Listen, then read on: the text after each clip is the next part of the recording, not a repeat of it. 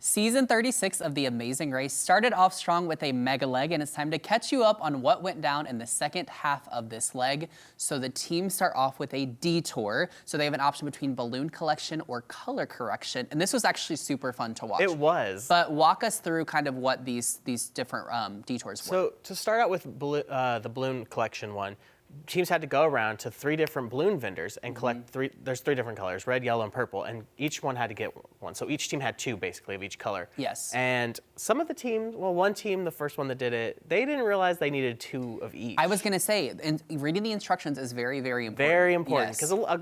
Quite a few teams in the first 2 episodes have misread instructions, and it's kind of been a little bit of a hit to them. Yeah. And then color correction, I don't know why teams chose this. This was. It looked hard. There were probably at least 100-something of these like banners up. Yeah. They had to find the one that had 10 colors that weren't in the right order. Yeah. Only I think one team actually got through this. Everybody else was like, "We're gonna go." So hard. A couple teams went and they were like, "No."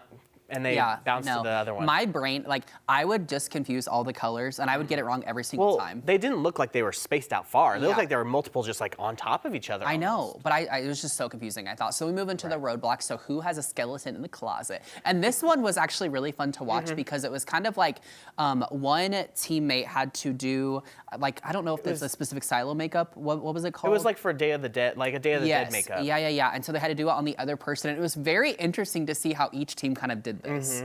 It was, and some of them did like very well, surprisingly, like makeup-wise. This one on screen right now. But some of them also were kind of like, But it was interesting to see some of them miss such little detail that the girls were like, "No, I'm sorry, you gotta keep going." Yes. And there was one team that can't forget to mention this. Some teams actually went here first. Oh, yeah. Before they got their detour, and they didn't realize it at first. They started doing the makeup. Yeah, the teams were very confused directionally on this episode, and I can kind of understand, but it was chaotic. No one ever had any idea where they were supposed to be going, which was kind of funny. And you see it in the photo, but after the makeup, they got their clue, and then they also had to get the wings like this lady's wearing, and they had to wear the wings all the way to the pit stop, which I thought was kind of like a funny little twist, I guess. Right, and it was interesting to see. And also, 2 teams, the one with the mom and the one with the dad, struggled with the heat in this episode too. Yeah. Like in that one picture a few moments ago, you could see the mom just sweating, and she actually had to lay down. Yeah. And the medic was talking to her and put an ice pack on her neck. Yeah, so. It was very, very intense, we'll say that. So then we move into the pit stop, so all teams are making their way to not get eliminated. So the winners this time around, similar, keeping their lead to the first episode, is Rod and Letitia, the football player and his wife.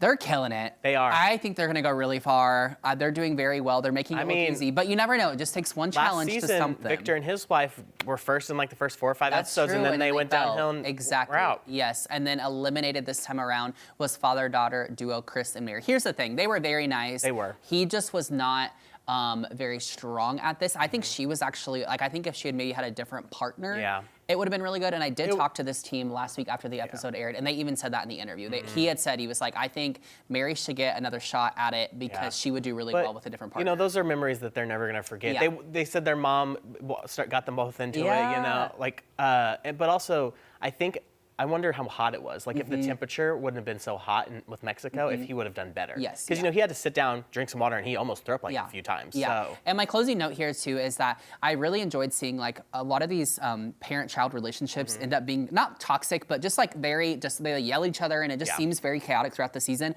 And the 2 of them genuinely loved each other, and I thought took very good care of each other, which I can Because she wasn't like, come on, Dad, what are you doing? Get up. She was like, let's take some time, you know, drink some water, take a breath. Yeah. Exactly. So this cast is kooky and this competition is crazy this season. So tune into the newest episode of The Amazing Race tomorrow, 8:30 p.m. or catch up anytime on Paramount+. All right. Well, after this, I speak with the eliminated team, Chris and Mary.